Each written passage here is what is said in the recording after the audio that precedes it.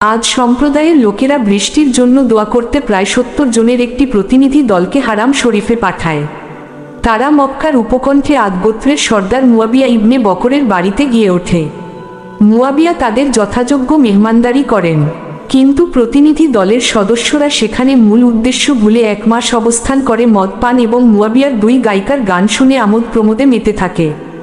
তাদের আসতেও ১ মাস সময় লেগেছিল। এদের দীর্ঘদিনের উদাসীনতা দেখে মুয়াবিয়ার মনে নিজের দেশের লোকদের দুর্ভিক্ষের কষ্টের কথা ভেবে করুণা জাগে। অথচ মেহমানদের ফিরে যাওয়ার তাগিদ দিতেও তিনি সংকোচ বোধ করছিলেন। তাই তিনি একটি কবিতা রচনা করে গায়িকাদের মাধ্যমে তা গানের সুরে তাদের শোনানোর নির্দেশ দেন।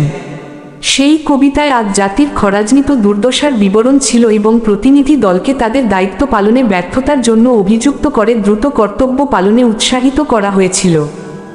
গানের মাধ্যমে কবিতার কথাগুলো শুনে প্রতিনিধি দলের সবাই তাদের মক্কায় আসার মূল উদ্দেশ্য সম্পর্কে সচেতন হয়।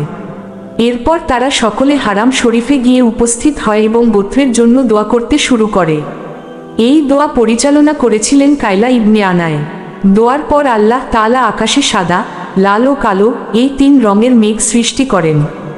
এরপর আকাশ থেকে একটি গায়বী ঘোষণা শোনা যায়, কায়লা, এই মেঘগুলোর মধ্য থেকে যে কোনো একটি তোমার নিজের এবং তোমার গোত্রের লোকদের জন্য বেছে নাও।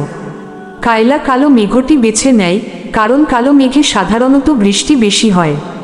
কিন্তু তখন পুনরায় গায়বী আওয়াজে তাকে জানানো হলো, তুমি আসলে ছাই ভস্ম পছন্দ করেছ, ধ্বংসটাই বাছাই করে নিয়েছ। এই মেঘ আদ গোত্রের কাউকেই রেহাই দেবে না, পিতা পুত্র কাউকেই ছাড়বে না, শুধু বনু লুদিয়া ছাড়া সবাইকে ধ্বংস করবে।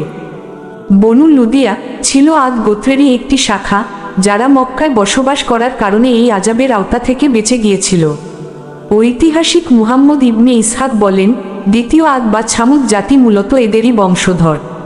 এরপর কায়লা ইবনে আনায় যে কালো মেঘটি পছন্দ করেছিল, আল্লাহ তা আদ গোত্রের অঞ্চলের দিকে প্রেরণ করেন।